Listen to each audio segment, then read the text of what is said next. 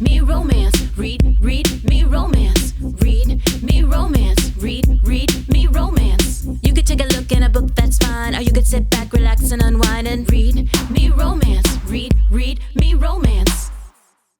Welcome back, lady listeners. Hey, lady listeners. Welcome to another week at Read Me Romance. We are your hosts, Alexa Riley. I'm Leah. Mel. That's Mel. All right. We got this down now. You know, I was thinking about it the other day. Like, it's been 9 years or no, it hasn't been that long, has it? No. It's been since 2018, which is 7 years. It's been 7 years that we've been doing this podcast. No. That's a long time. Mm-hmm. Has it really? We launched November 5th of 2018, right? Oh, wow. I think that's right. I think it's been that long. No, it makes, I don't know if it's getting older. It feels like time is far and time is not far. Like, yeah. I feel like COVID was forever ago and I feel like COVID was yesterday. You know what I mean? Yep. It's like everything is there and not there. Yeah, time has no meaning. Yeah.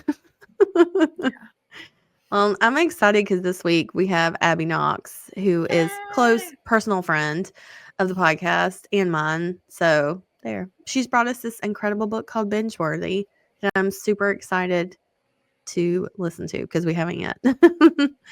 But before we get started, quick announcement. I did post it on my Instagram. I was talking to Mel about it beforehand. But the cat Shadow that we got during COVID that we found, his mom had him on our side porch at our house, and then she was hit by a car like the next day. So we ended up like bottle feeding him and everything. So he passed away last night, and it was really traumatic. And we loved him, and it was really sudden and fast. He had an autoimmune disease that attacked his red blood cells, and it happened very, very, very quickly. And his heart was just too weak. So we lost him. But I know I've talked about him on the podcast before, and when I posted it on Instagram, I was surprised at the number of people that messaged me and were like, "Oh my gosh, I remember you talking about him on the podcast," and you were like, "We're not keeping him," and then you were like, "We're definitely keeping him." And I was like, I'm pretty sure that's how it's happened with all of my animals, where I'm like, absolutely not. And then absolutely yes. And then it's like it's taking up all of your bed. You're like, I guess they sleep here now. I guess I'll sleep on the couch. That's fine. That's fine. This is their bed now. This is their house. So yeah. So it's been rough, but you know, he was a wonderful cat and we loved him very much. So I have no doubt that there will be another cat that somehow wanders up rolling all around there. All around. Yep. There's a magic portal next to my house that distributes cats. It must be a city thing because we don't get on here. Yeah. Out in the country. It's probably a good thing because there would be a ton of them out here. I was going to say, you would have so many if you were able to. If people kept just coming by and dropping them off at your house, can you imagine? Yeah. You'd be like, well, this is a cat farm now. We're going to have to build some fences, guys. Yeah. So, yeah. Because I was actually thinking about, you were talking about going to the vet and stuff. I was like, we don't really take our animals to the vet. They're not on any medicines. They're not. Yeah. But I think it's because we're so isolated. They don't go outside. They're not around other creatures. Yeah. And they've always seemed to be okay. I don't know. Yeah. Yeah. Well, I mean, you know, it doesn't really, we don't really need the vet until there's an emergency. Most of the time we just go and we get their flea medicine and stuff from them because, you know, Blueberry goes outside a lot. She likes to play outside, and, you know, Shadow used to go outside in the afternoons when Kevin would come home for lunch. He would take him outside and stuff. So we always just kept him on the flea medicine and stuff, and like the heartworm. And then Shadow was vaccinated for like the feline leukemia and that kind of thing in case he like ran into another cat outside, basically. But so yeah. I'm sorry. Yeah, I know it sucks. I don't know how to make a transition out of that other than, you know, hey, it happens. It's part of it, but That's why we were a little behind on this week before we got started. But luckily, Abby Knox understands and she knows because she knows Shadow. She actually watched him for us several times when we went out of town. So she's awesome. And she found a kitten the other day, like not that long ago. She found the sweetest little kitten and they named her Azalea, which I thought was so cute because I think that was the name of the street, maybe, or she was in an azalea bush. I can't remember which one, but they ended up naming her Azalea, which I thought was really sweet. So they have Azalea, and then they have a tuxedo cat named Cotton Ball, which I love. So, it's always interesting. Like I was telling you, I never see cats here, and literally not even like 30 minutes after everything happened, and we were messaging or whatever.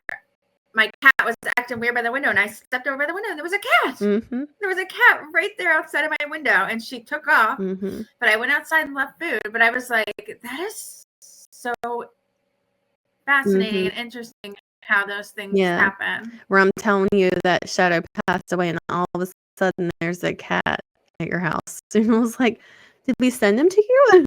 You know? Yeah, it's always, I don't know, it always seems like things like that happen. It's weird. Yeah. You know, and I haven't shared it because people will eat me alive on the comments if I post this that we have another cat outside, because they'll be like, oh, I bet you're not going to keep this one either. You know, because people love to tell me that now because apparently third time I'm full of shit. So, but there is a cat outside. We've just called her Porch Kitty. That's what we just named her, Porch Kitty. And so she's been out there for a little over a month, and she will not let anybody go near her, and we've been feeding her and stuff, but she likes hanging out, but she does not like people. She'll come up to the door and look inside like, what are you guys doing? And then I'll go to the door and she'll run away. But she comes back. So I don't know if we'll see if she stays around or not. She hasn't gone anywhere. But I did see her today. Oh my God, it was so sweet. After I'd taken the kids to school, I came home and I was looking around. I was like, where's Porch Kitty? Because I was going to feed her. And I'll look, and there's, a church across the street from us that has a playground attached to it. And she was in the playground, and she was chasing leaves. She was like hopping around chasing leaves. And she looked so happy. And of course, I'm so emotional with everything that happened with Shadow that I just start crying because I'm just like, because we've been feeding her, she doesn't have to worry about hunting for food or finding a safe place to sleep. I got her an electric bed, okay, outside that's heated at night because it's getting cold. So it's like she doesn't have to worry about any of that. And because we've given her this little safety nest, she gets to play with leaves. And I don't know. That's so sweet. I know. It just hit me like right in my soul where I was like, oh. I always think about how people don't like cats until they have a cat. Yep. Like, that's nobody exactly is a cat person until a cat shows up. And then all of a sudden it's like your personality. Yep. That's my entire personality. That is literally like before I wasn't even like not a cat person. I was anti-cat. I was like, I will never have a cat. They're so gross. You want to know how fucking gross kids are? These cats are way cleaner than my fucking kids. I was so wrong. Like, I don't want a cat. Cats are gross. And then I got 5 million of them. Yep. I was like, oh no, we can have a third. I can spot them everywhere, like in a bush. I'm like, there's a cat. Yeah, stop the car immediately. That's how it was with Puddles. Kevin was like, leave her, don't go out there. And I was like, you don't hear that baby crying? He was like, don't go out there, you don't hear anything. I was like, get the crate. We're going. I think it's because cats are like so like you have to try for a cat. Where a dog is like all over, you're like, all right, get off of me. All right, that's enough. Yeah. The cat, it's like, oh, the cat's looking at me. Like I think somebody did like TikToks about it. They're like how the cat sees you and the cat's like, fuck you when it walks by. Like, it's like a celebrity spotting when they come over. There was literally one that looked just like Puddles in this meme that I sent Kevin the other day where it was like the cat walked in and meowed and it's like, pet me. And the woman reaches down and the cat backs up and she's like, with your eyes, freak. I'm like, that is literally Puddles where she's like, meow, I want attention. And then you go to touch her and she's like, no, not with your hand, weirdo.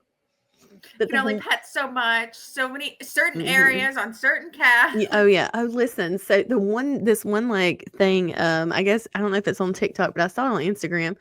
But it's this girl. She has a series of, it's something like things. If guys said it to girls, it would be creepy as fuck. But it's things I say to my cat that sounds creepy if I was a guy. And she walks around and she's got a filter on that makes her look like a bald-headed man, but it's a woman. And she's going around with her cat and she's got her phone and she's like, let me take a picture of your toes. And like she's doing it. And it's like the things she says are so fucking creepy that if it was a dude saying it to a girl, you'd like call the cops. Where she's like, I just want to rub your belly. Or come give me a cuddle, or I just fed you. You owe me a kiss. I get the toe thing. My cat has huge paws, my Maine Coon, and I'm Yeah. always like playing with his feet and trying to get him to open up. Like it's so creepy though. If you'll have to hear yourself the next time you say something. It's like, oh, just come here and sit in my lap. When you're like, oh my god, I'm a creepy old man, with my cat. But anyway. My husband always wants to cuddle the cats, and I leave them alone. And they will dodge him, and he's like, and they just jump in your lap. I was like, yeah, because I ignore them. I play them. I play the long game. I'm like, bitch, I don't want to pet you either. And they're like, oh, maybe you do. Fine, I guess I'll do it. Yes, it worked. Reverse psychology. Yes. When you said that, the thing about what you can say to your cat, you can't say to people. I've seen a series where it's like, what you can say to your husband, but they can't say to you. And I realized there's so many there is. Like if you walked out and they were like, are you gonna wear that? I'd be like, I would start crying immediately, where it's like, you need to fix your hair. I think I saw that where I was like, oh my God, that's so true. Oh my God. It's like, you stink or something, Are you going to take a shower? No, I'll be like, you smell. Can you imagine if they said that to you? I'd be like, I have never once smelled to you in your life. Shut the fuck up. There's nothing gross about me. You know what, though? I honestly believe there's nothing I could do to gross my husband out. I literally don't think there is. I have the worst story. When I first got with Rob and he was staying with me, my toilet broke and there was like shit in it. And he had to like remove it. And we'd only been together like 6 months. And he did it. And I was like, yeah, I'm probably going to stay with that one. Oh, yeah, right? I'm telling you, if he wanted to, he would. Yeah, I was like, at this point, coming on 20 years, I'm like, I don't think I could gross him out either. I think I could do the weirdest shit. And I would like, you want to have sex? Like, yeah. Yep, absolutely. There's never a no. You know what? He could throw up and I could throw up and he'd still be down. He'd be like, so we're good? You ready? Yeah, there was gross. I think the only time I ever grossed out my husband, and I was actually talking about this with our neighbors. Oh my God. It was at Halloween. Our neighbor, she dressed up, she came out and she was dressed as Pitbull. She had like a bald cap on and like a white, like button down shirt. And she was like singing songs and her husband came home and he just died laughing. And I was telling her, I was like, when Kevin and I first started dating, I remember one Halloween I dressed up as a lunch lady and I like did like a fake mustache and like a mole with the hair on it. And he couldn't look at me. He was like, I am so grossed out because I just looked like a nasty lunch lady, like I was going for like the Chris Farley version of it. I had like the apron and a hairnet and he was just like, I can't do it. I think that was the only time, but it was so fucking funny. It was a great costume. I love when girls dress up as ridiculous and not sexy stuff. Like she came out as Pitbull with the music and everything. I was like, this is incredible. There was a girl who did one. I gotta find the TikTok and I'm gonna send it to you. She like walks in there. You know the thing where you turn off the bathroom light and they fall on the door frame? They used to do it for the book top.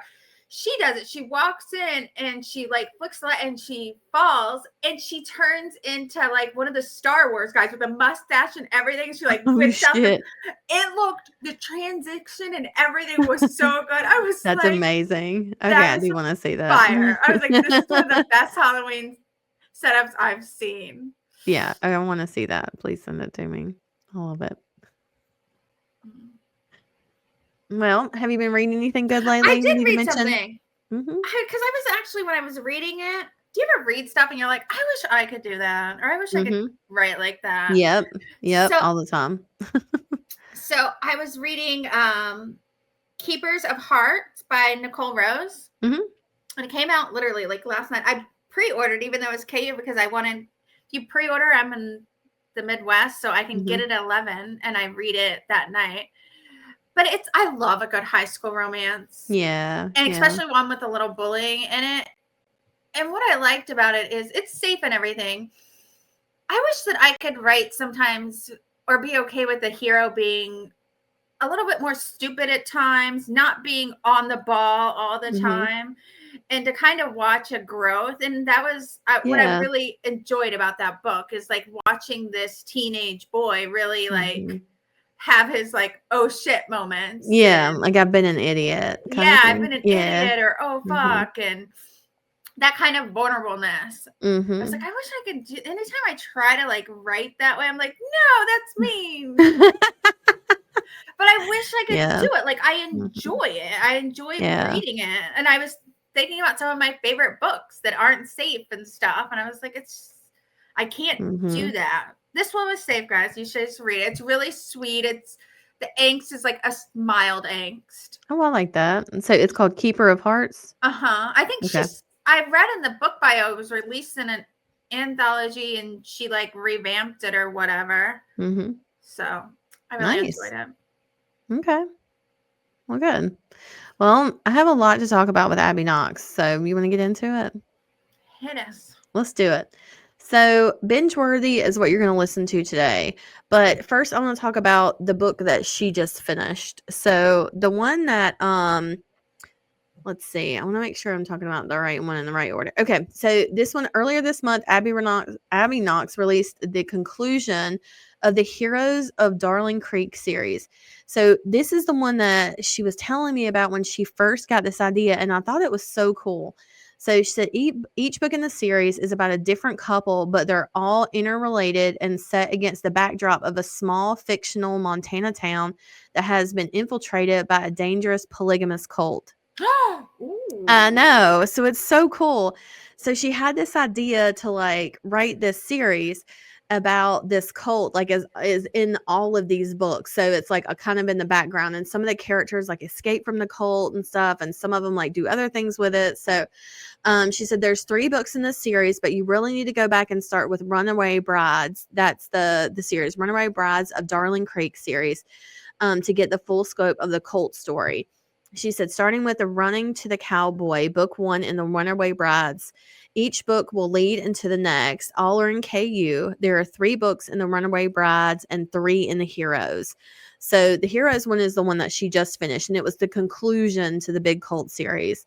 So the first one's Running to the Cowboy, then followed by Running to the Farmer and Running to the Mountain Man. And the Heroes series is taken by the bounty hunter, stolen by the hitman, and rescued by the operative. And that's the conclusion in which the real hero is the female main character. So she's the one that goes in and saves the day, which I think is kind of cool. So she said, anyone wants to read more about Darling Creek before the cult came to town, there are 3 other books in the series to binge, and they are all in wide releases. So you don't have to get them in Amazon and KU. You can read them from anywhere. She said this series, this 3-book series starts with Mail Order Brides of Darling Creek. This one starts with A Baby for the Bride. She said this overwhelmed and exhausted single dad cowboy accidentally orders a bride while he's trying to hire a nanny online. So, which I just love that idea. Didn't she have, this just popped in my head because I've just watched something. Didn't she have a series like that she got from like Below Deck? Yes. Reality show? Yes. I wonder if they just had a crossover, because I watch all the Bravo shows, except for some reason I've never got into Below Deck. And they had a crossover with Housewives and Below Deck. I actually enjoyed it. It was, I know I've talked about it before. But for the past, there's never been a better reality show than the Housewives of Salt Lake City. Like every fucking week, we are floored. Like I like, what is that? These women deserve Emmys or something. I don't know what's happening here, but it's so I love good. it. But I'm curious if she watched it because that's about it. There's a cult in there too. Ooh, okay. Well, she's gonna listen to this Well, episode, it is in Utah, so I'm gonna have to I ask guess her. that's a given. Yeah, true. For real. But there's a lady on there that married her grandfather. Yeah. And okay. I know. And they're coming out with a documentary that she's in a cult because her grandmother gave her a church. Oh, fuck. And all the comments are killing me because usually people hate cults or whatever. Mm-hmm. And everybody loves Mary so much. So we're like, we don't care. This is old news. Get out of here. You're not making yeah, it's and fine. I was like, fine, and I was kind of feeling the same way. I was like, you know what? She had to fuck her step grandfather for this church when she was like 19. That church is hers. That cult belongs to her now. Yeah, let her live, guys. Let her live. She earned that cult. This is her heritage. It's her heritage. God, Jesus Christ. That's so fucked up. No, I'll have to ask Abby because she loves all of those things. Below deck, cults, in any reality. Yes. Okay. I'll have to ask her because she does have a whole Below Deck series. Oh my God, where I would say so.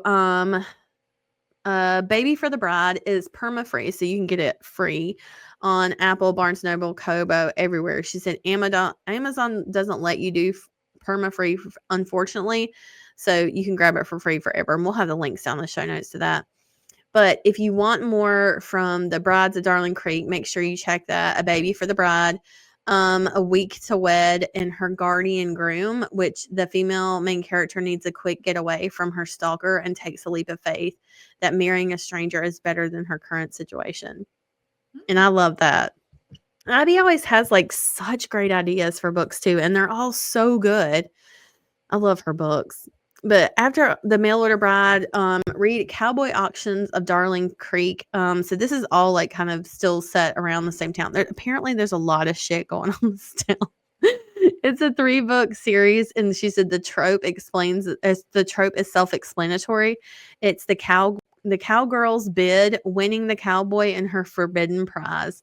And she said, and finally, small town gossip, which centers around the town's struggling newspaper staff. The first book in that is Do That to Me. It's the male main character cares for a pregnant female main character, and the baby is not his. I fucking love that trope, by the way.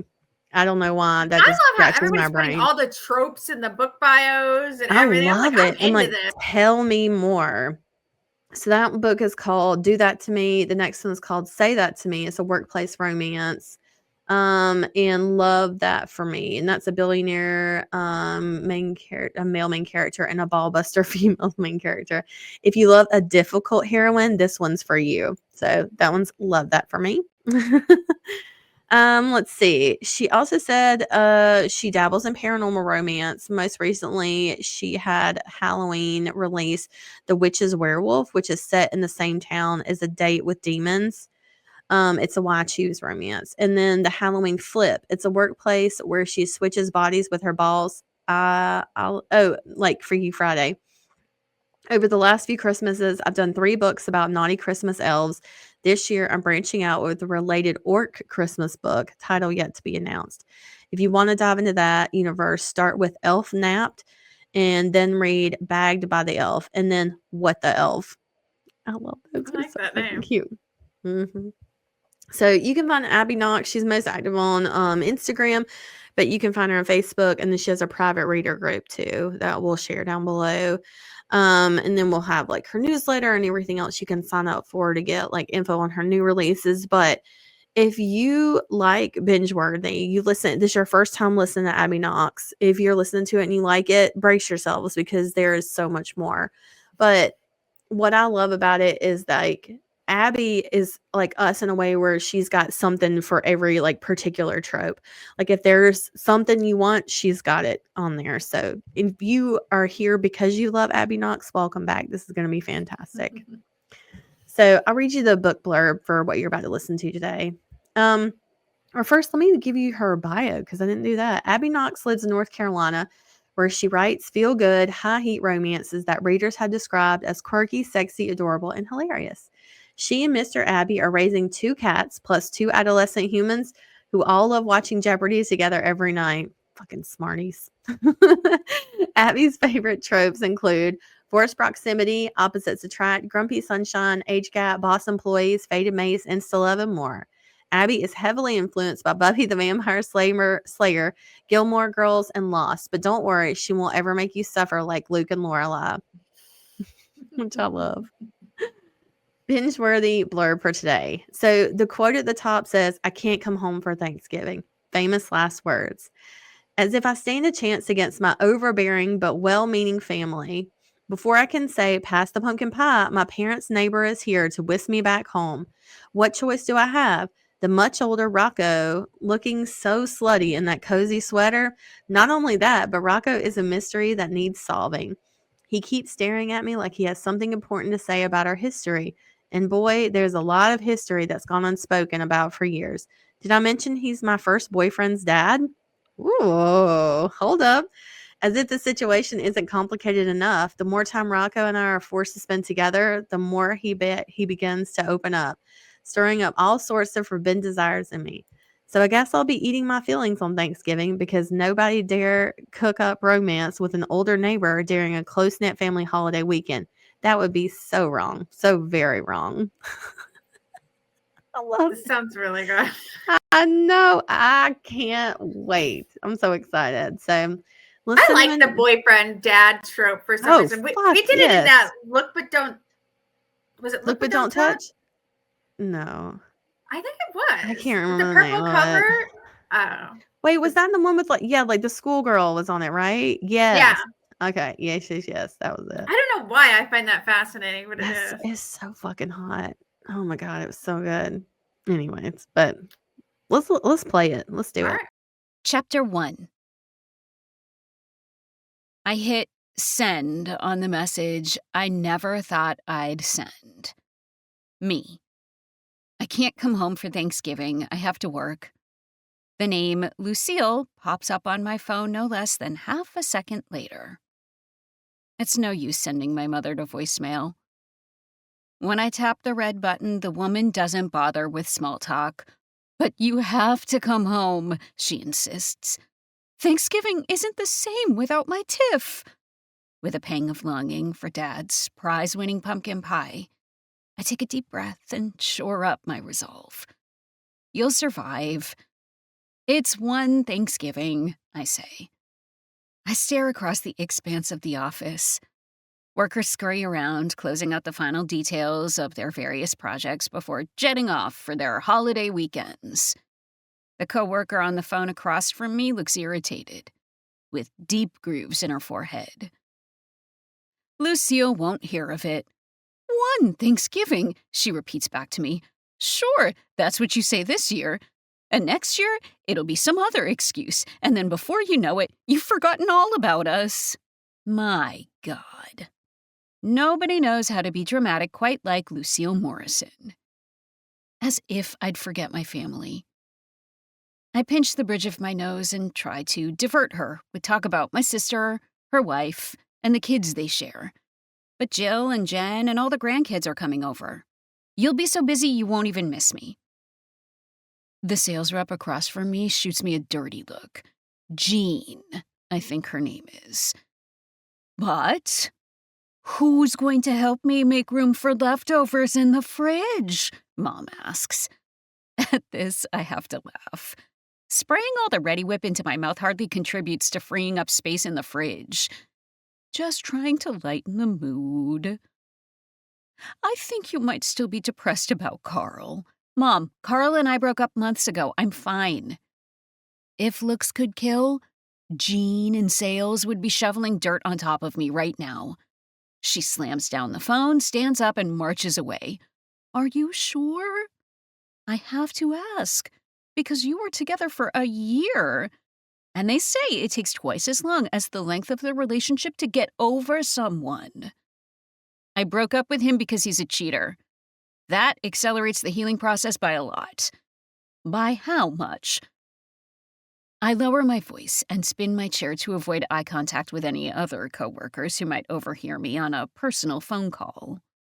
In the negatives. I was already kind of over him 3 months before I saw the nudes on his phone. This truly is about me having to work. When did my mom become curious about how over I am with Carl? She never liked Carl. In fact, Mom and Dad have never been fans of any of my boyfriends in the last 5 years, which lines up with the time I dated my first boyfriend, Matthew. They loved Matthew until they didn't. Mom is relentless. There's no way that office is open on Thanksgiving Day or the day after. Something else is going on that you're not telling me. Nothing is going on, I insist. Uh-oh. I am not about to tell her I'll be in the office alone to catch up on work because my last performance review was less than stellar. She'll tell Dad, and they'll both freak out and start strategizing an exit plan. Dad will call his restaurateur friends in the city to find me a bookkeeping job. Mom will pressure me to join her event bartending business, bottoms up. She's been hinting that she wants to create a CFO job for me, so she can focus on the creative side of her hospitality empire. I want to see what I can do without their help. And right now, all I want to do is try not to lose this job, though my stomach growls thinking about my dad's roasted turkey and cornbread stuffing. My head is lost in memories of Thanksgivings past, when the hairs on the back of my neck stand up. Someone is watching me. I turn and see my boss hovering nearby. Mr. Spencer glowers over the top of his tortoiseshell glasses.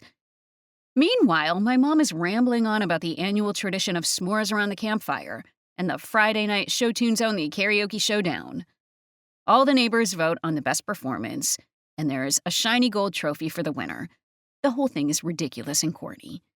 Everyone on Queen of Hearts Lane shows up for it year after year. Well, all except Rocco next door, who hasn't shown up for anything in the last 5 years. But there are more pressing matters than waxing nostalgic.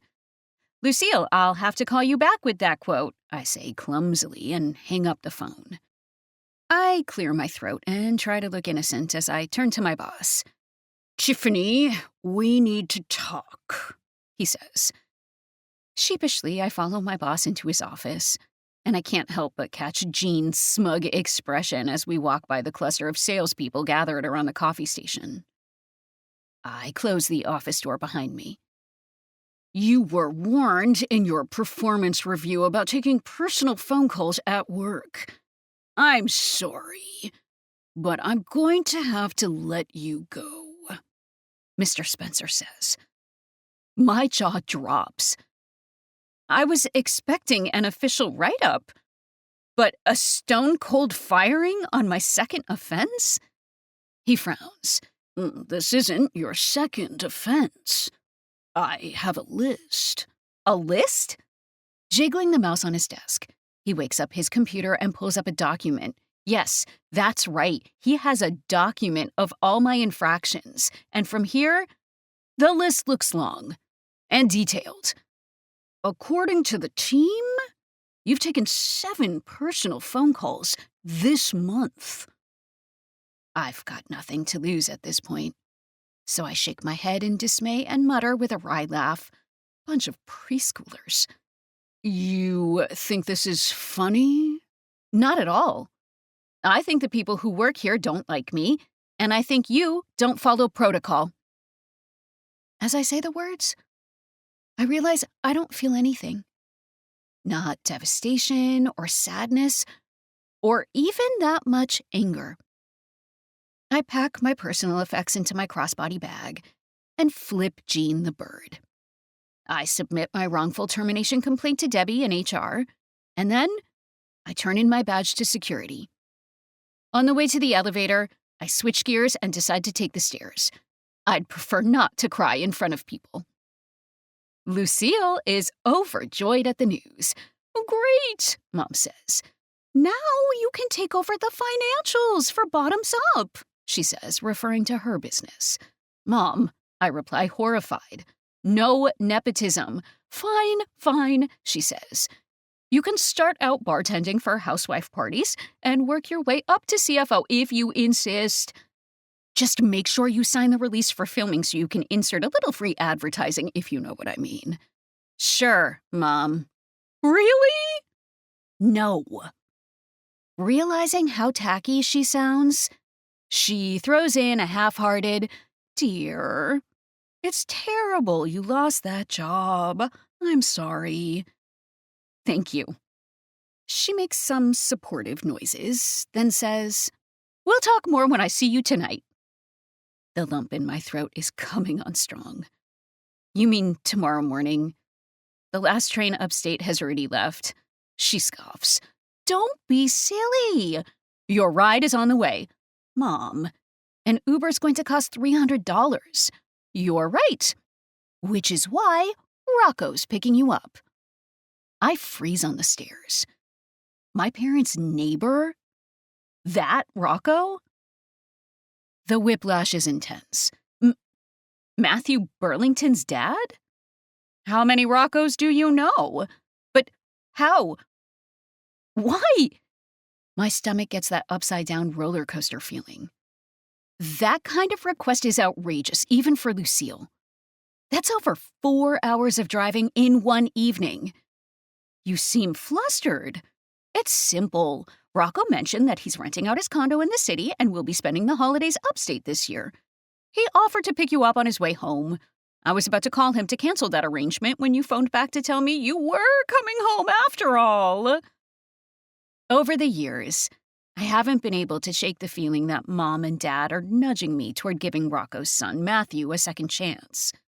Which makes zero sense to me, all things considered. It's all very convenient, I say. She scoffs. I thought it was nice of him to offer. Since when does the man speak? I ask, bemused. He's the Boo Radley of Queen of Hearts Lane. My mother chides me. Not anymore. What's past is past. Is Matthew? No, she explains, anticipating my anxiety over that long-ago prom date. Matthew's in Florida with his grandparents. The relief I feel is intense. And yet, I have to spend 2 hours in the car with the dad whose son caused my first heartbreak. The first in a long series of heartbreaks. Which is why I say what I say next. Are you sure you want your youngest daughter riding in a car with him? Lucille is horrified. The incident was 5 years ago. A lot has changed, and please, you're 23 years old now. Call him Rocco. This from the woman who raised me to address anyone of an older generation as Mr. or Mrs. You suddenly seem to know a lot about the hermit next door, I say. We all grew close over the summer. First I've heard of it, I say, now realizing that I've taken all 18 flights down to the lobby. I step out of the dank stairwell and onto the impeccable marble floor, passing the Art Deco fountain. This is the last I'll see of it. I don't know, Mom. It's awkward, I say, stepping outside into the cold November air. But tonight's the pajama and popcorn extravaganza. You don't want to miss that. Elizabeth, Sam, and Juno will be bummed if you're not here. Mentioning my nieces and nephew is so crafty of her. She's got me right where she wants me. Fine. Wonderful. I've texted him your address, and he should be there whenever you're ready, she says. I'm about to hang up when I get the eeriest feeling that I'm being watched. Staying on the phone, I look to the street. There, silent and smooth as a ghost, a gleaming midnight blue SUV pulls up to the curb and slows down as I walk, matching my pace. I speed up. The car speeds up. I peer at the car and identify it as that electric luxury German make and model, chic but also safe. On brand for a wealthy, sensible dad with good taste. Not the type of vehicle that slows down to harass me on the street. My heart beating out of my chest, I ask, Mom, What kind of car does Rocco drive? She tells me, matching every detail down to the trim of the car that's following me. I slow my pace, and one of the tinted windows rolls down. It's him. Rocco. The tousled wavy hair is unmistakable. He's here already, Mom, I say breathily into the phone. That's so thoughtful. He went to meet you at your office. Who told him I worked there? I admit nothing, she says. Wait, what? Have fun, Mom chirps, and then hangs up. I'm about to call her back to tell her to abort this plan. But then the driver's side door opens, and the 6'4", bespectacled Rocco is standing on the sidewalk, looking striking in a navy fisherman sweater that no dad his age has any business looking this good in. He gives a slight nod of his chin, as stoic as ever. The last time I saw Rocco, he was standing on my parents' porch, writing a check. There's no need for that. No one was hurt, Dad had said. Rocco had been insistent. Then put it aside for Tiffany. For a rainy day. I witnessed the conversation from the gable window in my childhood bedroom. I never asked about that check. I was too shell-shocked over the events of prom night. Today, Rocco has barely aged, save for the wisps of white in his hair at his temples and the lighter streak of one soft curl off-kilter from his forehead. The scruff on his chin is turning lighter, too. If I were to name this color, I'd call it Light Housekeeper White. My throat is dry, but I manage a smile. Mr. Burlington? He blinks. Hi, Tiffany. Please, call me Rocco. His voice is rich and deep. Rather officiously, he holds out his hand to shake mine. Warm, strong fingers surround mine. It's gonna take a minute to get used to using your first name. With no hint of humor, he replies, We have 120 minutes alone together for you to practice. My muscles tighten at the way he phrased it.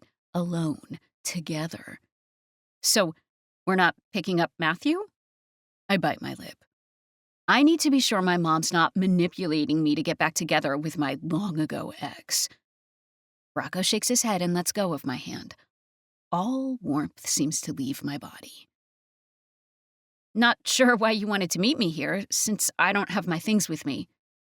It's close to my condo, and I happened to see you on the street while I was on the way to your apartment, he explains.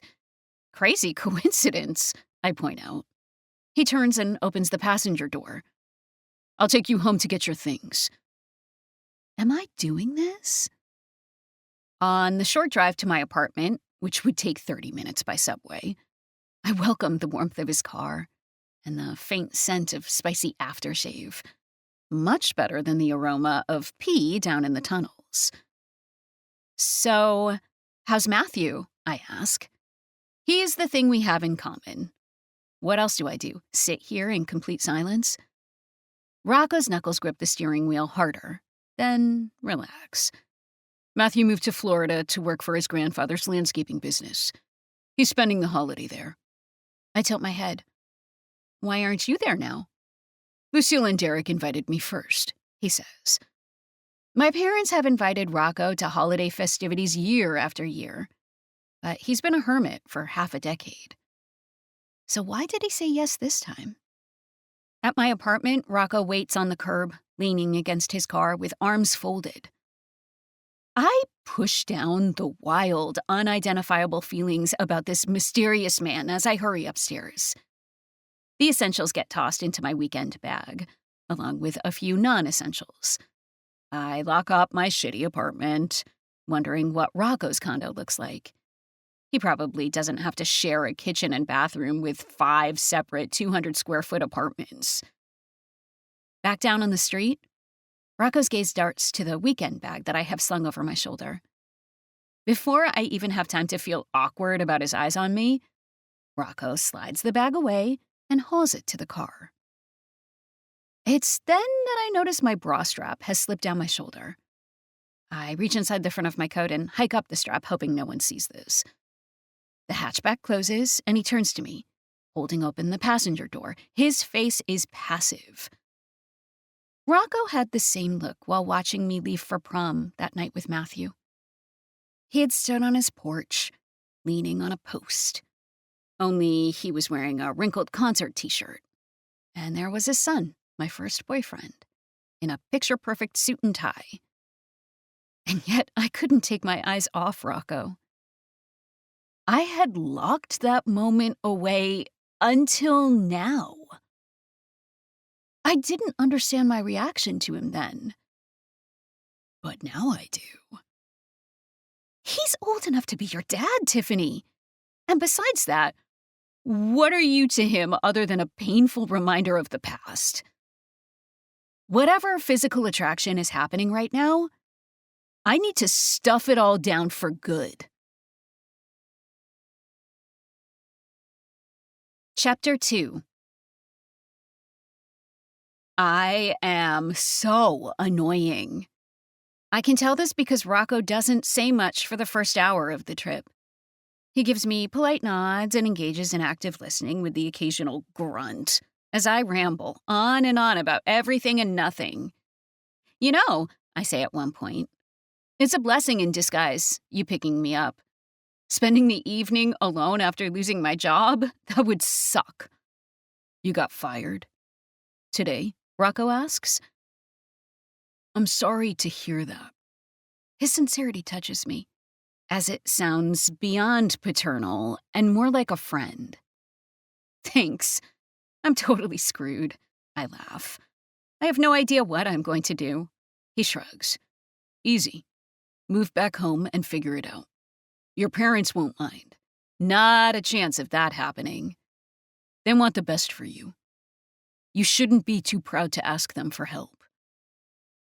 I sit with this for several minutes and try to enjoy the drive.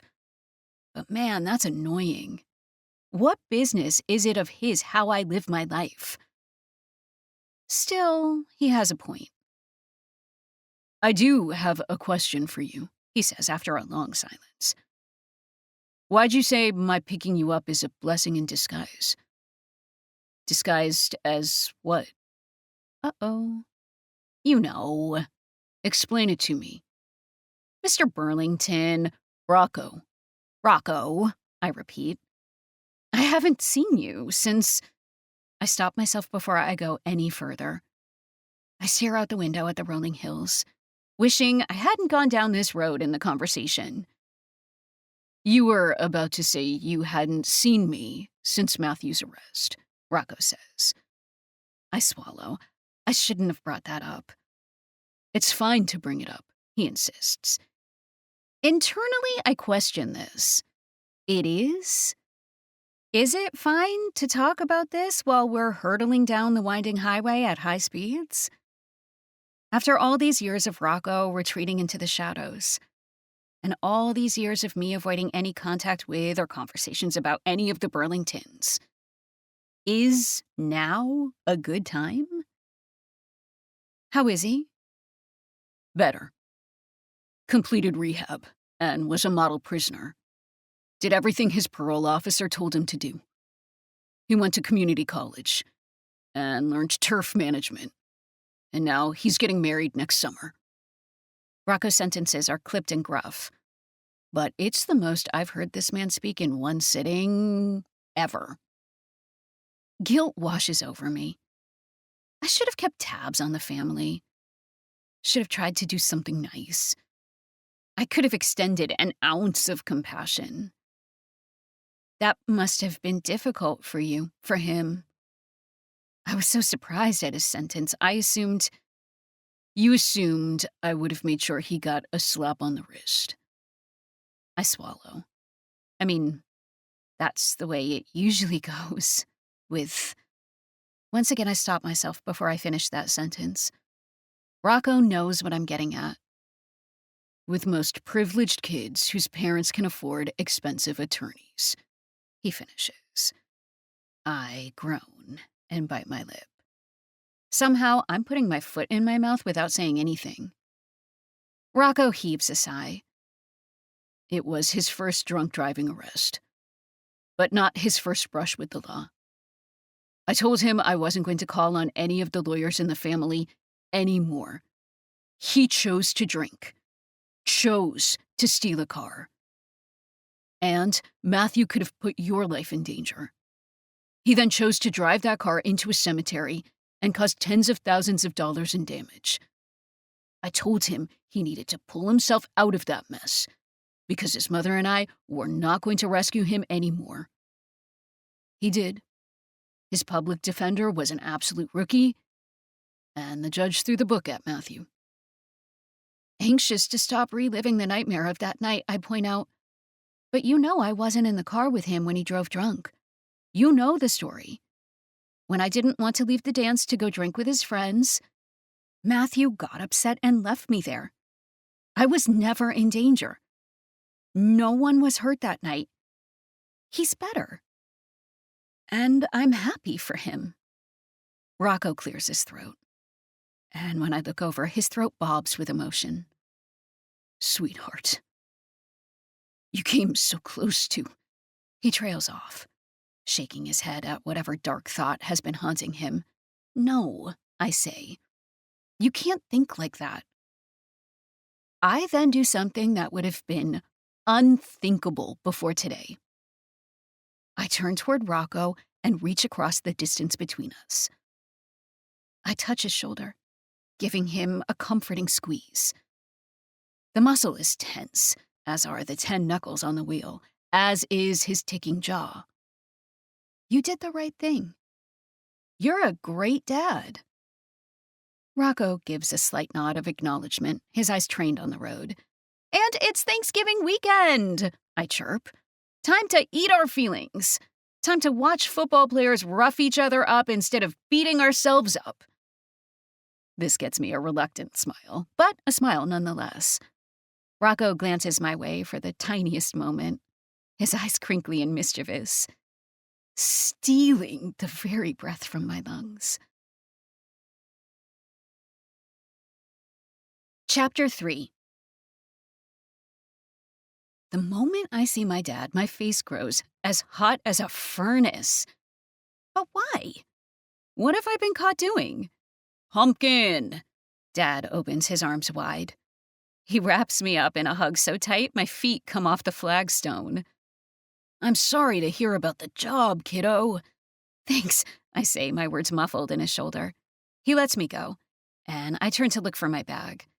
Rocco has it anchored to his shoulder. He looks like a husband carrying his wife's bag, I think to myself. "Lock it up, dummy!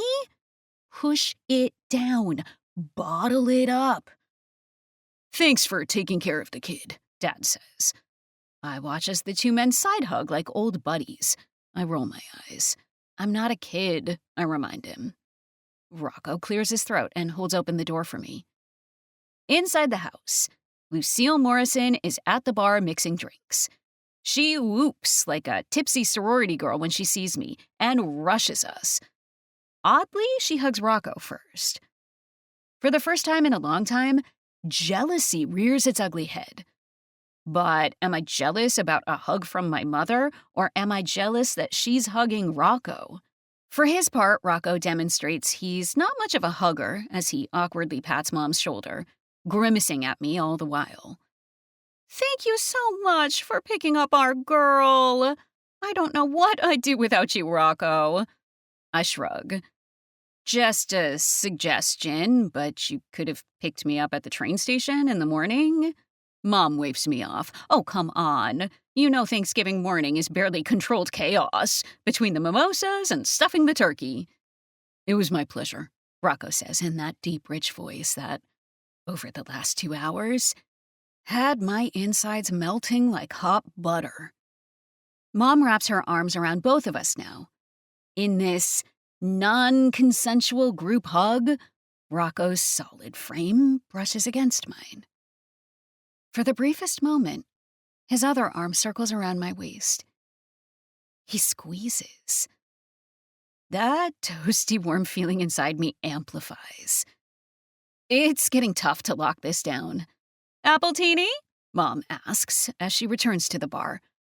"Oh, Mom, No, Rocco doesn't drink. It's one of the things we talked about in the car. In the wake of everything that happened, Rocco gave up alcohol in solidarity with Matthew. Another thing that is making my respect for him spike. Respect and other things. I know that. She hands a filled glass to him. Here's your virgin.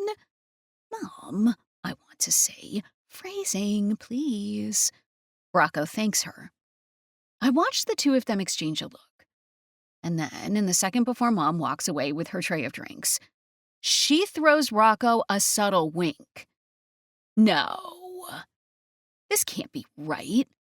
I know I didn't see what I saw because my mother doesn't flirt with anyone but my dad. Wednesday night is always fun, second only to Christmas Eve, in my estimation. Tonight, we pop popcorn in our jammies around the fire and watch The Sound of Music.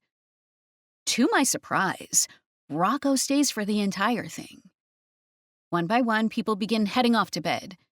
Soon, it's just Rocco and me on the sofa, with the middle child, Elizabeth, age 4.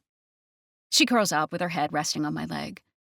By the time the nuns have removed the distributor wires from the Nazis' cars, Elizabeth's mouth is drooping and her eyes are closed.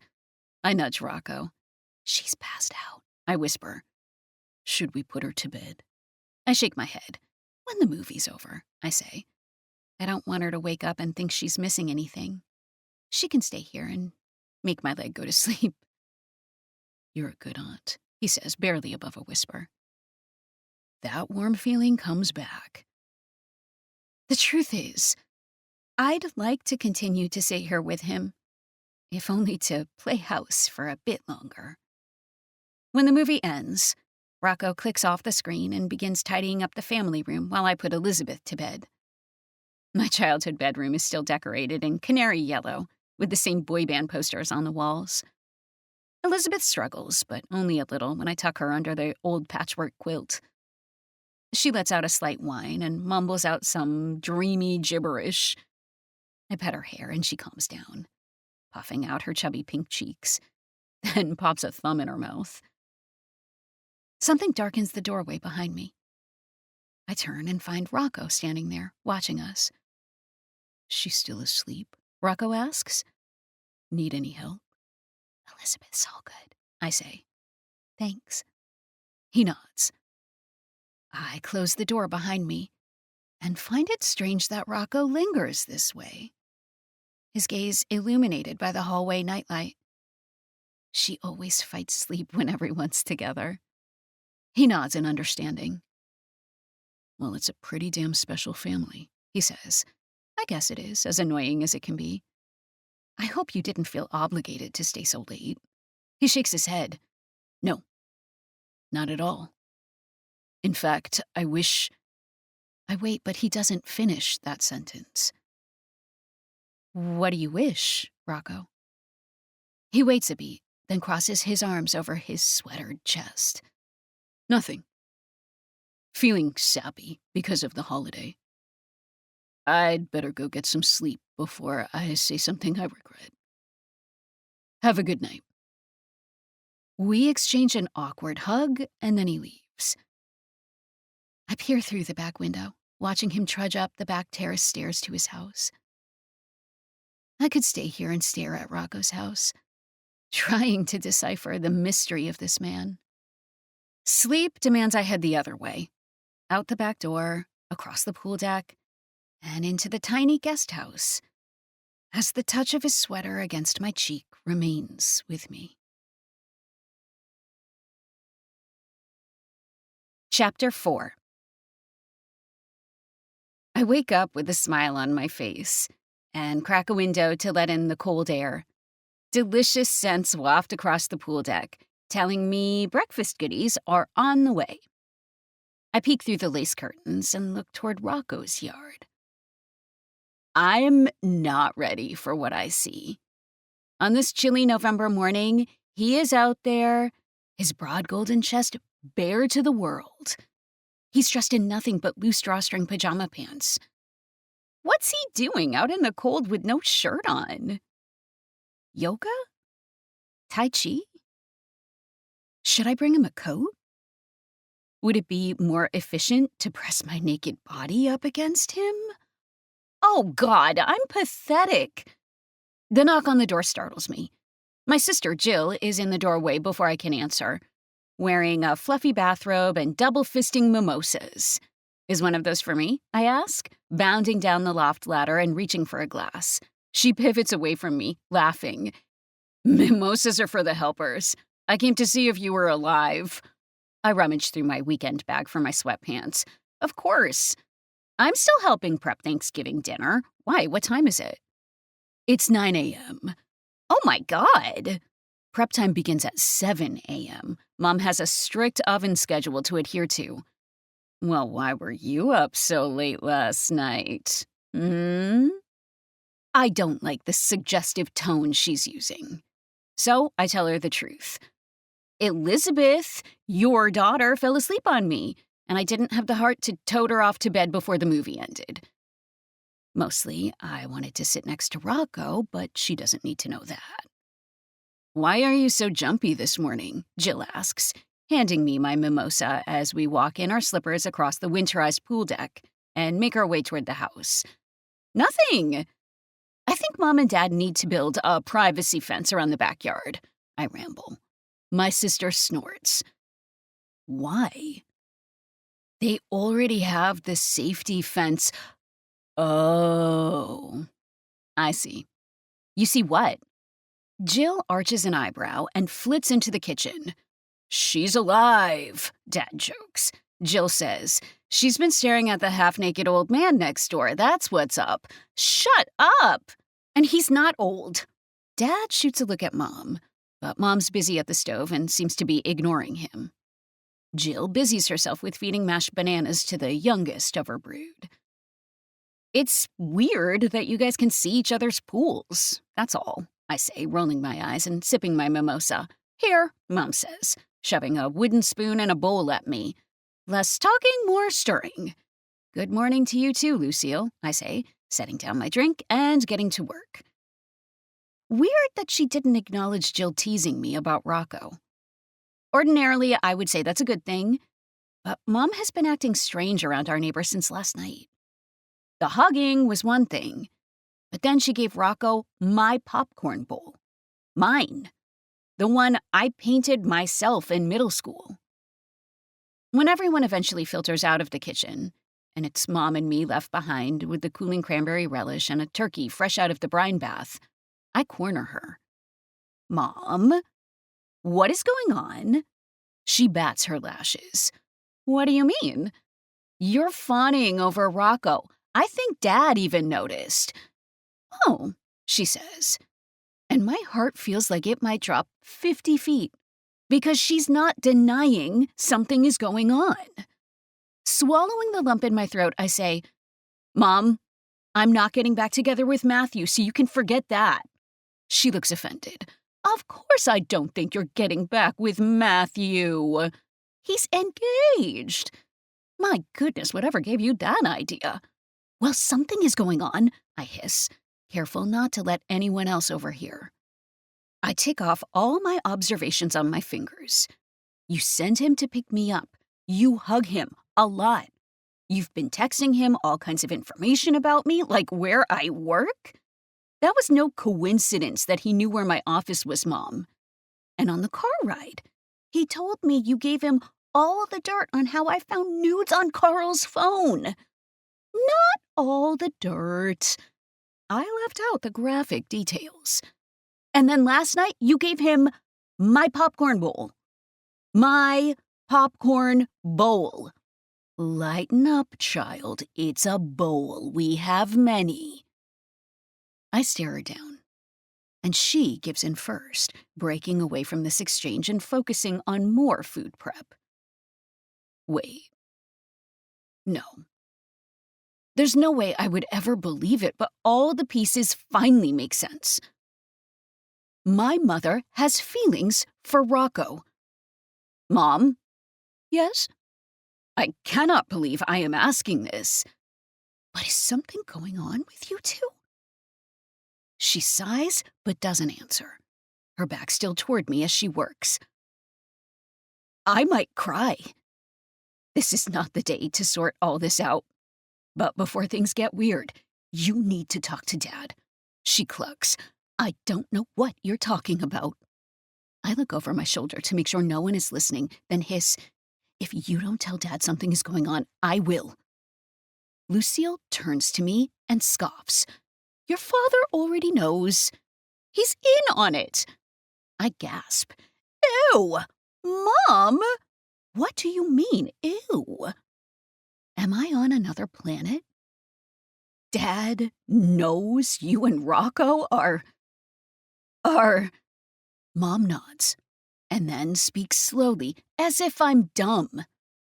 Dad was the one who brought it up. I slump into a kitchen chair and rest my head in my hands. I'm gonna puke. Tiffany! What has gotten into you? Oh. I peek at her through my fingers. Recognition registers on Mom's face. Oh no! You think I'm having an affair? I blink at her. You're not? My God, no! She looks at me like I've never offended her so deeply in my life. Then what in the hell are we talking about, Mom? Lucille doubles over. I wait for an explanation. Then she rights herself, tosses her head back, and laughs maniacally, and still I wait. Finally, she recovers. Last summer, your father and Rocco talked. Honey, that man has been torturing himself for years. Over what? Mom comes at me with her arms outstretched and folds me into a gentle hug. Oh, honey, every year you come home for the holidays with a different boyfriend. And every year, Rocco skips town like a thief in the night. My brow furrows. I don't get it. What does his torturing himself over what happens at prom have anything to do with me having boyfriends? She pats my cheek. Baby, I'm tired and I love you, but sometimes you're very dense. Now, your father needs to butter that bird, and I'm going to take a nap. I'll see you at dinner. Wear something cute. I stare at my mom when I realize what's going on here. Lucille and Derek had a motive for that ride in from the city. My parents are pushing Rocco and me together so we can be, well, together. Not in my wildest dreams. Agog, I watch her swan across the room. You finagled everything? She yawns. Yes, my love, we did. But why? What's the matter? Don't you like him? Chapter 5. I stare across the table at Rocco as my scheming dad carves the turkey. Meanwhile, my conniving mother refills everyone's drinks. Does Rocco know that I know? Tiffany, can you please pass the cranberries? Jumping at the sound of my name, my leg kicks out under the table, and my socked foot comes in contact with something that's definitely not a table leg.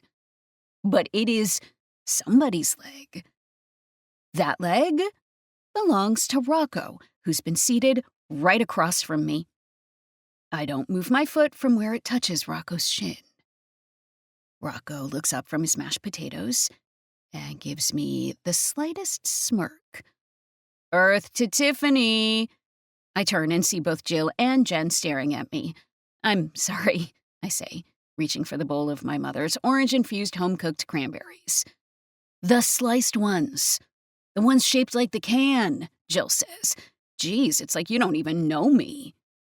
Throughout the rest of Thanksgiving dinner, everyone around the table is otherwise engaged in their own side conversations. Everyone except me. I move my toes from Rocco's leg and go back to picking at my sweet potatoes. A moment later, something warm rests over my foot, and it's not the dog. I glance up. Rocco is innocently eating his dinner, complimenting my parents on the food and making small talk with Uncle Ricky. It takes a few more minutes of me reeling, sitting here with his foot on my foot for him to look at me. The slightly arched eyebrow, the twinkle in his eye. The damn charming as hell crow's feet. I'm done for. After dinner, everyone helps clean up. At some point, Rocco and I end up at the sink together, with me washing, him rinsing. We do flag football after this, but I'm going to need a nap, I say. Rocco grunts in agreement. I don't think I could walk 10 feet, let alone throw a football. I know the feeling, I laugh, handing him the silver turkey platter. However, if I don't get some exercise, I won't have room for pumpkin pie later. God, I can't even think about pumpkin pie, he says. I'll save you some, if you decide to step away and do your own thing, I say, giving him an out. I've already been told by Lucille that I'm invited to all the festivities today. After flag football, it's dessert around the fire pit, then the beanbag tournament, he says. I shake my head. I know, my family is exhausting. They're not exhausting. It's just not something I'm used to. What kind of traditions did your family do as a kid? I ask. He answers. My mom would get drunk and my dad would disappear. But that was an average Thursday. I wince. I keep bringing up painful things. Please tell me to shut up and go away. Never, he murmurs. I'll never say that to you, Tiffany. Flustered, hot, and emotional, I busy myself with draining the sink and refilling it with clean, soapy water. Okay, you two. I jump at the sound of my dad coming up behind us. What? I wasn't doing anything. My dad narrows his eyes at me. I meant your shift is up, and your mom and I are coming to relieve you. Drying my hands on the towel, I say, Oh, I know. Thanks. My dad peers at me. Flag football in 15 minutes, he says. I think I'm going to pass on that this year and go for a walk down to the beach, I say. Are you crazy? It's freezing and windy, says Jill, overhearing me as she sweeps under the dining room table. I'll go to the woods then, I say too irritably. Flag football might be fun, Rocco interjects. Come on, Tiffany. My name on his lips causes all sorts of reactions in my body that would be interesting to explore if I weren't in the same room as my dad and my sister. I turn to find the man's eyes full of expectation. Really? I ask. He shrugs. I will if you will. Chapter 6. Tiff, it's not tackle football, Jill calls out. I know that. And I didn't tackle Rocco intentionally. Rocco had reached for the ball and was about to catch it, and I leapt forward to snatch it away, only I stumbled, and we both ended up on the ground, with me on top of Rocco. If you want to straddle me, we should go somewhere private, he says. For only me to hear, my jaw drops. He winks. I fly off of him faster than if he'd been a snake that bit me. And then I fake a limp. Ow, ow, ow. I wince, hobbling to the sideline. What's wrong, Tiff? Jen asks. Nothing, I'm fine. Go rub it out, honey, Mom shouts across the field. Rocco pops up and follows me to the sideline, chuckling about my mother's choice of words. Ugh, phrasing, mother, phrasing.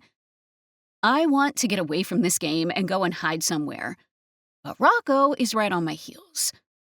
I limp toward the fire pit, away from the view of the field of play. Rocco lights the gas fire and plants himself in an Adirondack chair next to me. He pats his knee. Let's take a look at that foot. It's fine. Tiffany, he warns, and I do as I'm told. Rocco carefully removes my shoe and rolls my sock down.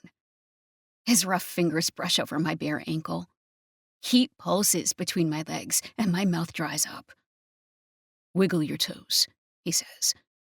I do, and start to feel self-conscious about the way my foot might smell.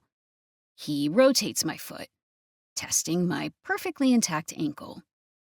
We should go put some ice on it, to be safe. I can't keep going with this lie. I faked it. Rocco blinks. Why? Because I didn't want to listen to any teasing about how I landed on top of you after that tackle. He grimaces. Sorry for teasing. Not you, I exclaim, shaking my head. My sister, everybody. My pushy parents. I feel like everyone is watching, and he leans forward, not taking his big hand off my foot. Say what you need to say, Tiffany. I blurt it all out at once. Everyone can see that I like you, and everyone has an opinion about everyone I've ever dated. I want to decide something on my own. The hand on my foot gently inches up to cover my shin bone, pushing up the hem of my jeans. Rocco's voice drops to a low growl with deadly severe intensity. From this day forward, I don't want to hear about anyone else you've dated. And I don't give a fuck about anyone's opinions. I'm too taken aback for words.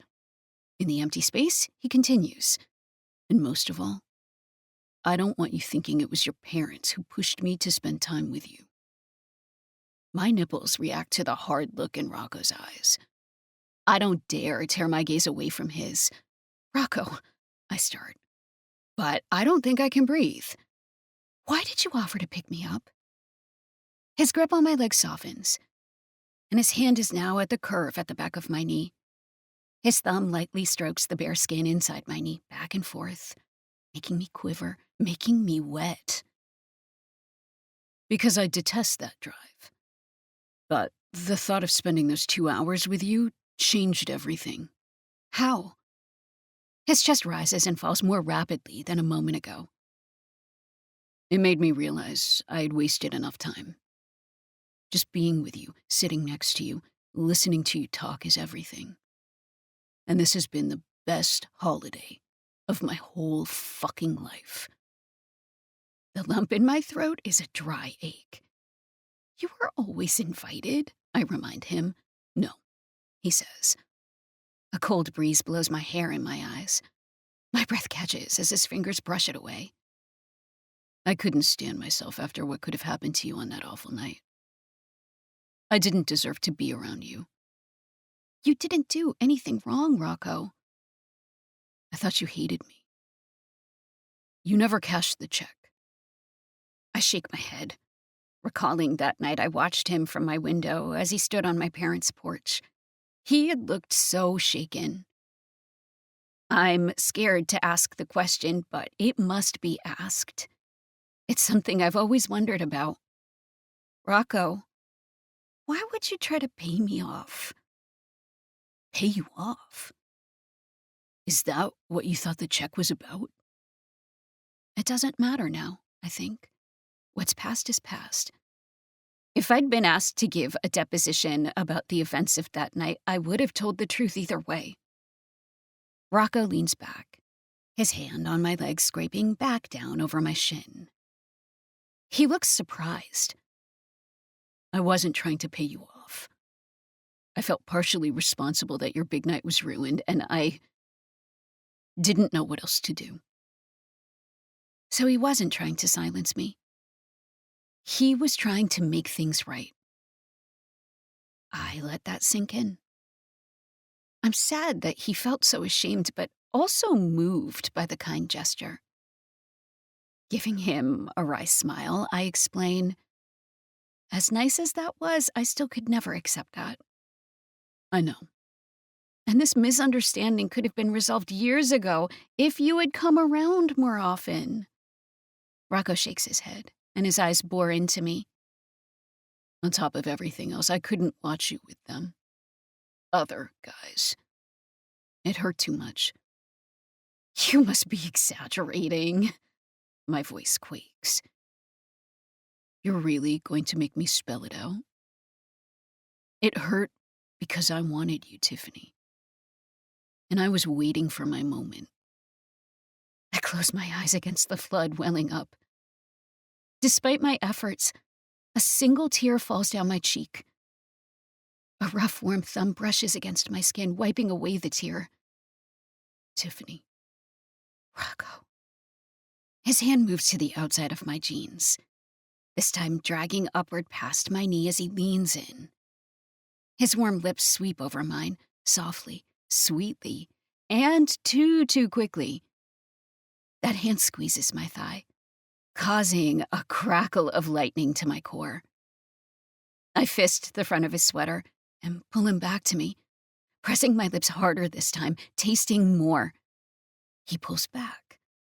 A low growl escapes him, and I open my eyes. You're gonna have to do better than that, I say. Can you put weight on that phony injury? Let's find out. Rocco's eyes darken, and he pulls me to standing. He closes in, claiming my mouth with his. The kiss is not soft and sweet this time. We lock together in a dance of lips and tongues and teeth. He tastes like cider and cinnamon. I melt into him, fitting my body against his like it was always meant to be there. Rocco's scruff tickles my skin. His hand cups the back of my neck while his mouth owns me. Auntie Tiffany, what are you doing to Uncle Rocco? Breaking away from the kiss, I look down to find the pint-sized Elizabeth watching us. I give a dopey smile. I'm kissing him? Her cinnamon sugar-covered hands go to her cheeks. Are you gonna get married? Mortified, I cut my eyes to Rocco. Without missing a beat, Rocco slips his arm around my waist and says, Do you think we should? With that, he gives me a squeeze. Elizabeth squeals and runs away toward the crowd of family and friends making their way back to the house for dessert. The November sun is quickly dropping behind the woods, and soon the backyard will be lit by bonfire, halogen heat lamps, and strings of party lights. The night already feels magical as Rocco takes me by the hand and leads me up the rear terrace stairs of his house. Hopefully they'll save us some pumpkin pie. Chapter 7. I can't stop pulling him back to me for more. Everything in me pushes forward, forward, forward. I don't know if the screen door is locked, and I don't care. My hands roam over the front of his shirt as Rocco's mouth explores every inch of my throat. I angle my head to the side and let my eyes flutter closed. His lips are so warm, so perfect. If this is too fast for you, Tiffany, shut up and put your hands on me, I breathe, not wanting to put any distance between us, even as we kick off our shoes and move into the family room. Rocco walks away for a moment. The sound of the lock makes my stomach flip-flop. You can call this off at any time. I'm locking the door so no one can walk in on us. So you've met my family, I joke, watching his backlit form grow larger and larger as he comes to me, where I'm leaning against the back of the sofa. I'm not about giving anyone a show, he says. He slips his hand under the hem of my hoodie and palms my bare waist. His touch is rough and warm as he presses into me, claiming my mouth. I get needier the longer we kiss, and my hips start to act on their own, pressing into him. Taking my cue, Rocco leads me around the sofa, where he sits down and positions me crosswise on his lap. I shiver as my arms circle his strong shoulders. Hi, I whisper. His hand slips under the hem of my shirt once again, this time caressing my breast. He thumbs the lace over my nipple and groans when I gasp. He presses his forehead to mine and slips his hand inside my bra. I've wanted to touch these all day. Watching you run around on the field was making me crazy. Thinking about what was under that oversized hoodie. Ooh, a sexy oversized hoodie makes you crazy? Do you know how slutty you look in those sweaters of yours, Rocco? He laughs, and I take this moment to tug the hoodie off over my head. He helps me accomplish this as I struggle. His hand tugs down the lace of my bra. As my eyes adjust to the dark, I watch as he wets his lips, then licks that wicked tongue over one nipple. My head drops back, and I sweep my fingers through his soft curls as he sucks and licks and pulls. The sensation is pure, delicious sin. Rocco's mouth then worships the opposite nipple, while working the first one between his forefinger and thumb. I can't take this underwire anymore. I reach back to unhook my bra, but Rocco is all over it, swatting my hands away and popping it loose with one quick movement. "I need to look at you," he murmurs, still relentlessly worshipping my boobs. My feet do not touch the floor when we transition to the bedroom, bathed in low light. Rocco sets me on the bed and helps me tug my jeans off inch by inch. "Fucking beautiful," he says, hovering over me, cupping and squeezing my breasts, my hips, my thighs. I feel as if I'm the only woman on the planet. "Rocco, I've never done this with the lights on before," I say. "Then get ready, baby. I want your eyes on me while I make you come." My blood pulses in all the right places. His hot mouth scorches a trail down my throat and down between my breasts before lavishing my stomach with kisses. I thread my fingers through his hair and rasp, "Tell me what you want me to do for you, Rocco. Just tell me how you want to come. By my hands or my mouth." He kneads the flesh inside my thighs as he awaits my answer. Is this a trick question? "Mouth," I squeak. That mischievous smile returns. Oh, God. I gasp as Rocco scoots me to the end of the bed and kneels in front of me. He pulls one thigh on one of his shoulders and spreads me open. He kisses me from the inside of my knee, slowly working his way upward. His scruff scratches the tender skin of my inner thigh, and my breath catches in my throat. It feels incredible. But none of it compares to what happens next. This man tongues the gusset of my panties, groaning against my pussy. With eyes closed, he bobs up and down, his licks and hot breath soaking the thin cotton material that separates him from everything that aches for him. I've never had anyone torture me like this before. But the view is dirty and delicious and simply everything. My fingernails press against his scalp, tugging his hair. "Rocco." "I know, baby girl," he murmurs, kissing my thigh noisily. He pulls away, tugging at my panties. He rolls them down my legs, and then I'm completely bare to him. Rocco positions my thigh on his shoulder once again. I'm spread out and vulnerable and utterly at his mercy. But then I forget everything when his full lips meet my pussy. The gentle side of Rocco is gone. Decadently, he laps at my core. It's all too much for me. I can't stay upright.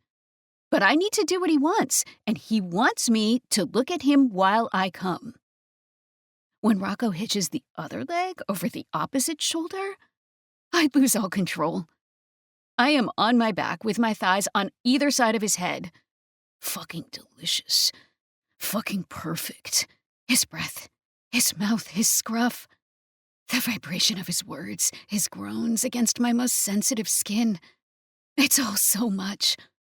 My hips jerk, pressing back against his mouth, aching for more. Finally, Rocco wraps his lips around my throbbing clit.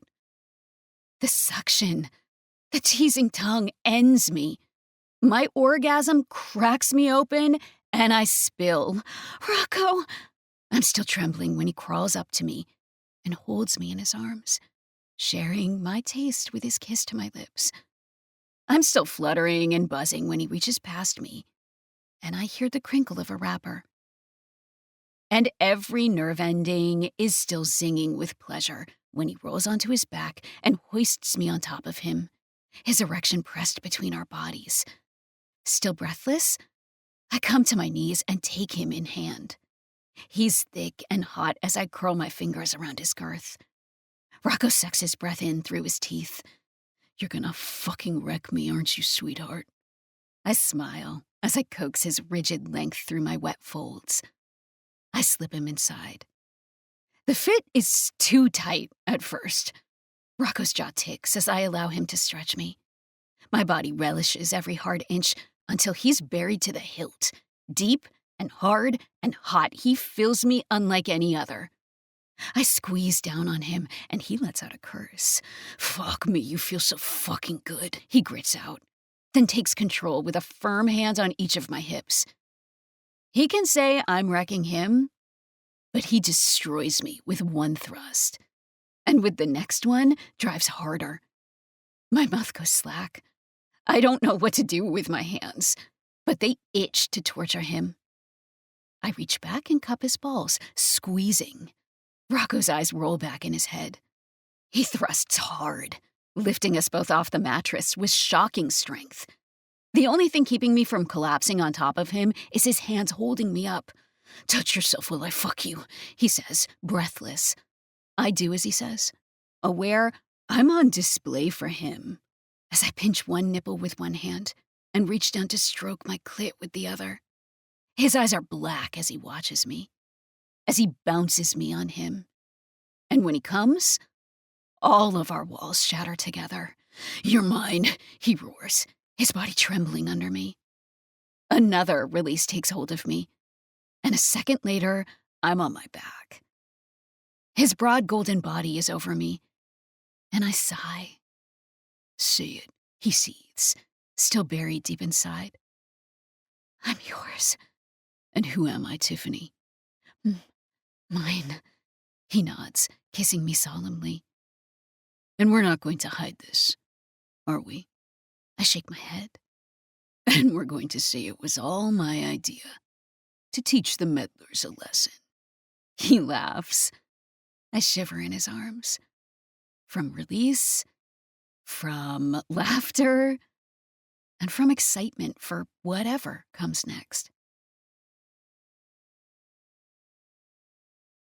Chapter 8.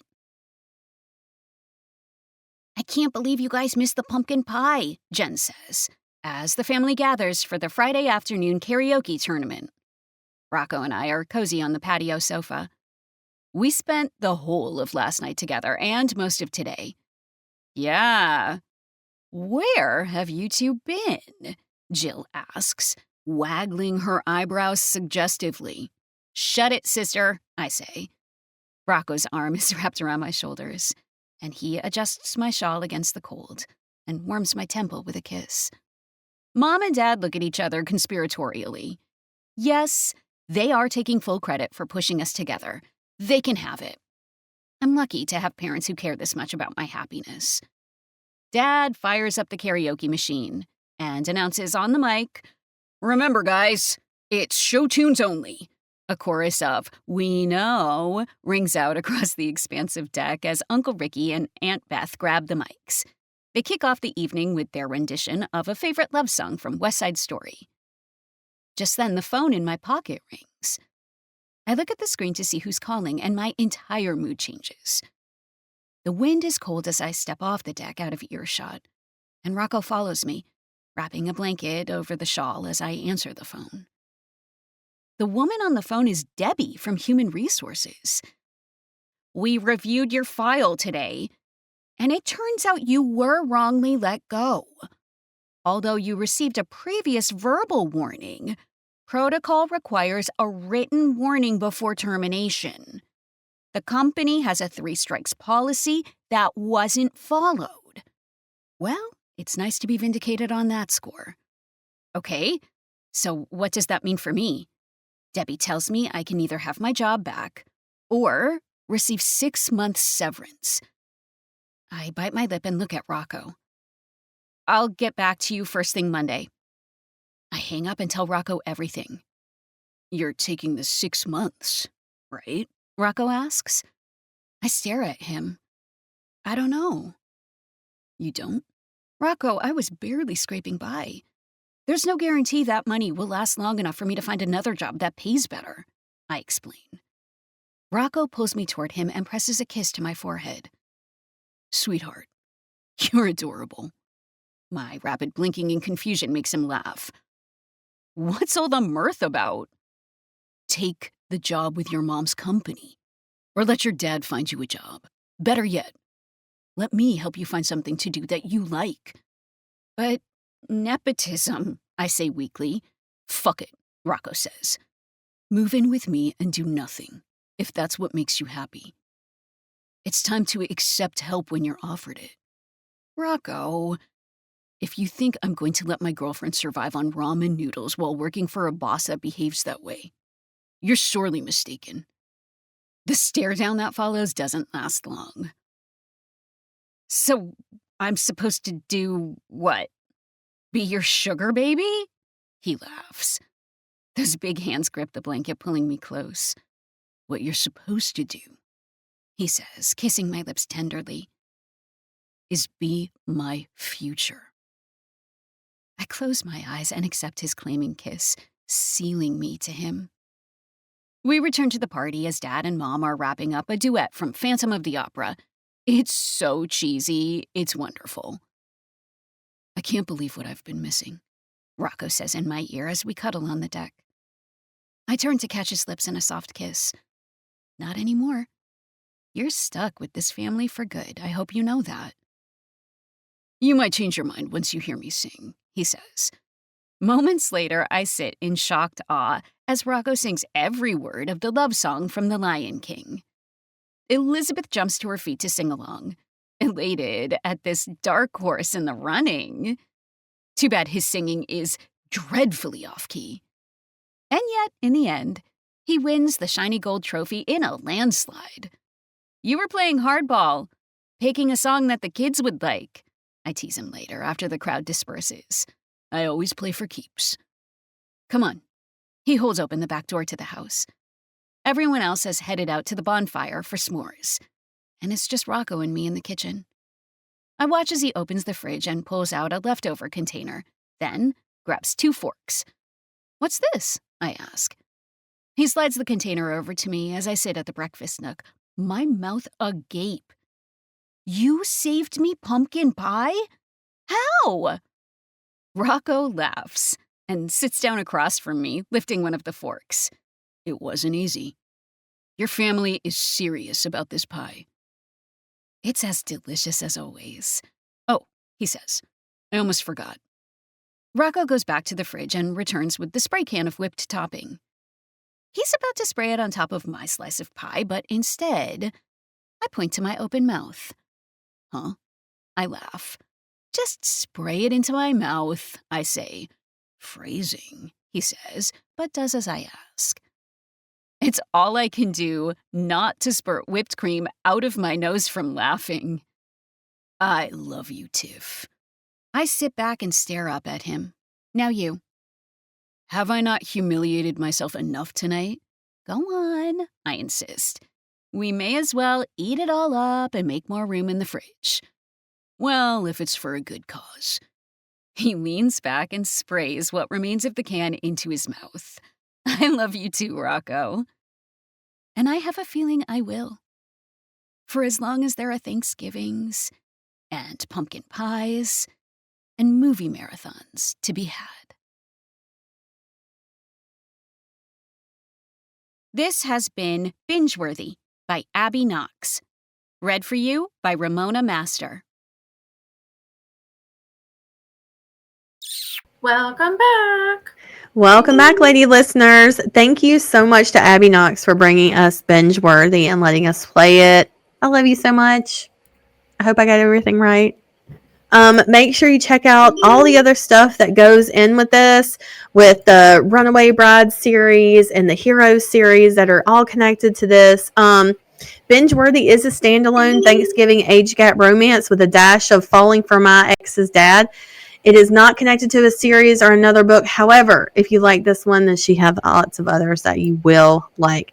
But make sure you check out all of her stuff. We'll have everything down below in the show notes.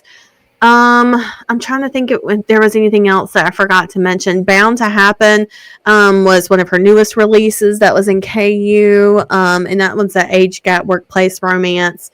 And then check out Notes from Her Neighbors. It was released a few years ago. It's a big age gap, overbearing but endearing family, grumpy sunshine. So that's more like what you're listening to today. If you like that, make sure you check those two out. So I think that was everything. Oh my gosh. And next we have Ruby Dixon with that ridiculous cover, and I love it. Have you seen that fucking cover? Oh my god. I love that she leans into these covers. Like, fully leans in. This cover, so when she stuffed, okay, so she had Katie Wild create this cover. So Katie Wild emailed Read Me Romance and was like, hey, here's the cover for Ruby's podcast book. And I was like, what? And I opened it up and I was like, is this a joke? Because it looks like a cooked roach on the front of it. Looks like a Thanksgiving turkey with roach antennas on it. And I was like, this cannot be real. And she's like, that's what Ruby wanted. Yeah. I was like, what? She just leans into it. No, she was like, and I was like, what the fuck is it? It looks so gross. And she said, it's what's the thing on the planet that's most like a turkey and they cook it. What the fuck? I mean, it makes sense. If obviously their turkey's going to look a little different. I'm surprised. Yeah. I'm surprised it's the same color. Right, it's not blue. I'm surprised it's not a green turkey. Yeah, true. No, it definitely, like, I remember seeing it, and like, I remember, and then I saw, after she sent it to me, I was like, this can't be real. And then she did like this big countdown on Facebook to release it. And everybody was like, I can't wait. This is going to be so amazing. And then she posted it and everybody's like, what the fuck? But then everybody's like laughing emoji. Like everybody's I was like, look, the bitch's marketing plan worked. Okay. It does. And she was like, she said something about, she's like, I had so many pre-orders for this book. She was like, it's like the most pre-orders ever. And she was like, I had no idea. She said, I thought it was funny. She was like, I didn't really think it was gross, but she was like, I just thought, oh, it's funny. If I think it's funny, maybe somebody else will think it was funny. And she was like, apparently a lot of people thought it was funny. It's adorable. I died. So I think next week will be fun. Yeah, I think so too. So I think that's it though. What do we got? We have a book out. Oh my god, yes. A Beastly Christmas. Leah really leaned into that one too. She named the girl. She went ahead. She was like, her name's Belle. I was like, of course it is. Of course it is. I was like, so her name's Belle. And then I was like, well, we need a Christmas name for him. And I was like, oh, so I've just picked Marley because I was thinking about do you remember it's from A Christmas Carol, like the Charles Dickens ones. The guys like the Marley Jacobs is the guy that dies and he's like the ghost of Christmas past or whatever for Scrooge in the movie. But I think about the Muppets. The Muppets Christmas Carol, they sing that song, We're Marley and Marley. That one, that's immediately who I thought of when I was like, oh, we need a name for this book. Oh, Marley's a good one. I feel like this one is the dirtiest of the series, maybe. I'm like, we really came out the gate with this one. I like how each one has like a little bit of a theme. Like one is super funny, one is super dirty. Yeah, this first one is like, and the cover is so pretty and like Christmassy and like Hallmark, and the inside is absolute fucking filth. I mean, when we first started writing, I was like, oh, we're jumping right in. I was like, oh, so we're fucking like 4 hours into this? Great. Okay. They just met. Yeah. Okay. And he's like, well, guess I know what I'm doing tonight. God, it's so I didn't bad. think I was going to have Christmas dinner. No. And I know what we're eating. All right. We'll see you guys next week. Tell them what to do. Fuck your day up. Make today your bitch. Don't be a dick. Bye, guys. Bye. Read me romance. Read me romance. Read me romance. Read me romance. You could take a look in a book, that's fine. Or you could sit back, relax, and unwind and read me romance. Read me romance.